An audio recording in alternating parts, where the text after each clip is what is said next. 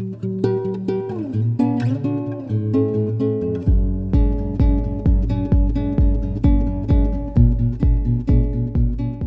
look at Saifa combinations. What we're going to do, we're going to use the center line here, and we're going to stand on the center line and we start the kata.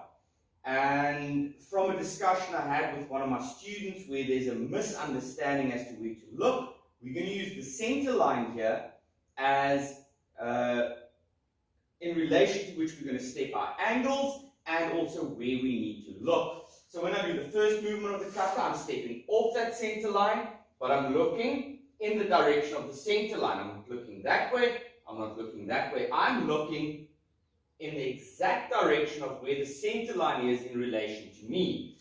I'm up, and then I drop, and I look there, and I'm parallel to the center line. Then I'm going to step, and I'm going to step over the center line here, pull so that I'm more or less touching the center line, and drop.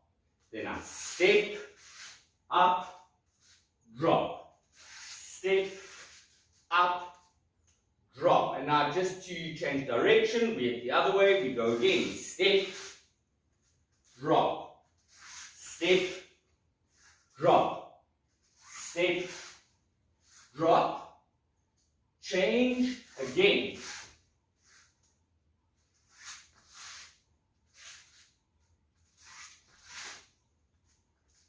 And last time.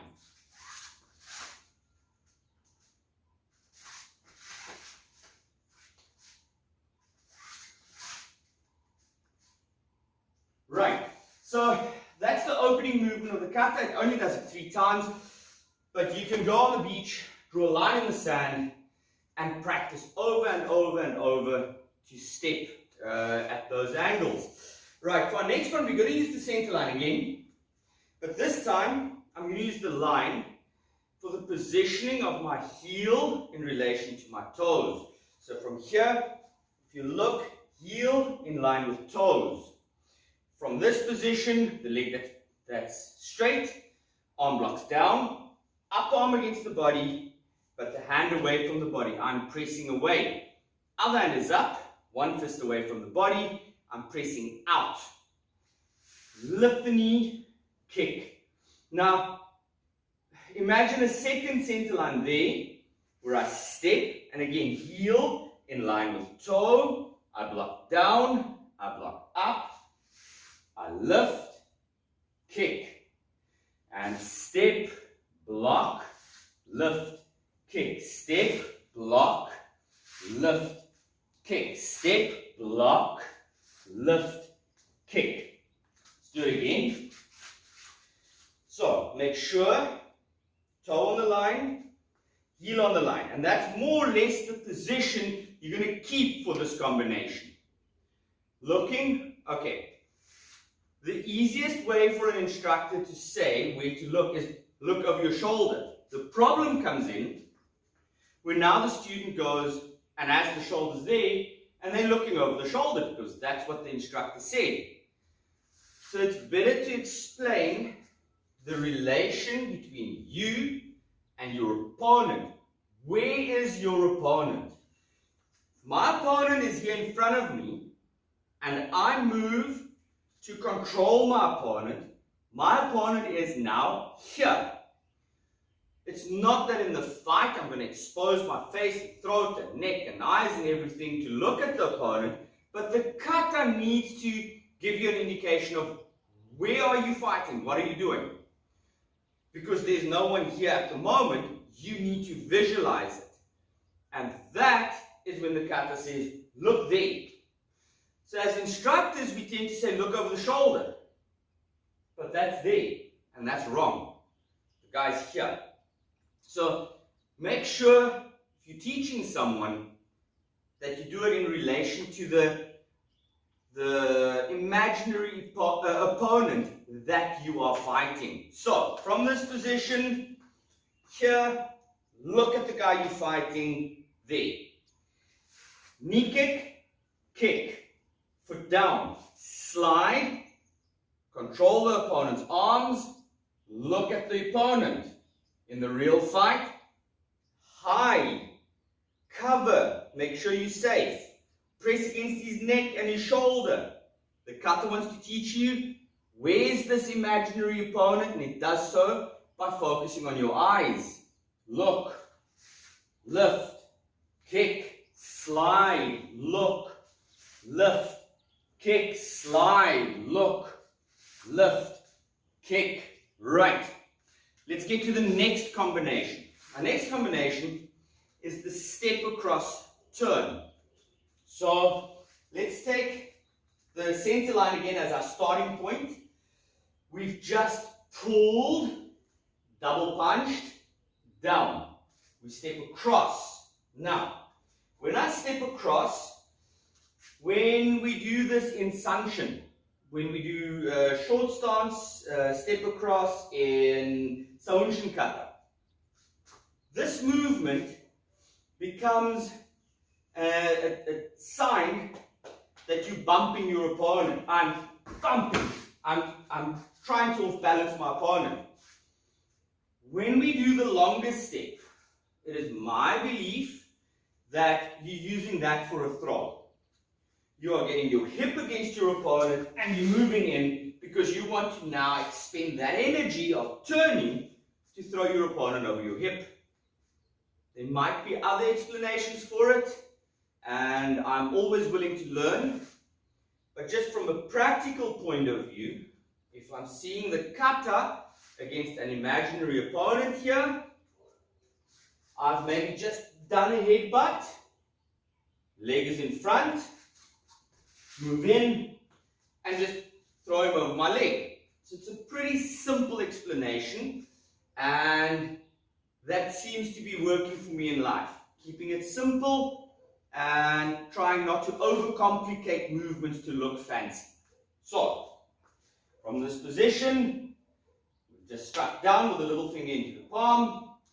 We step across, nice and long. Watch my front foot. When you step across, try not turning the toes in the direction where you're stepping. You want to feel like you're pulling the string of a bow, and as you're pulling it, that's your hip here. It's in a ready position, it's chambered, it's locked, it's ready, and I turn. At that point I catch, hit, down, because now the kata goes, well, if you can do it with that arm, you can do it with the other arm. What it doesn't show you is the throw in the other direction, and to be fair, if your right side is the strongest side, throwing over your right shoulder, of your right hip, of your right leg would probably be the preferred thing in the fight. Thus it shows you one side. But to balance ourselves out, once we've done this side, we step across and we're going to do the same thing here.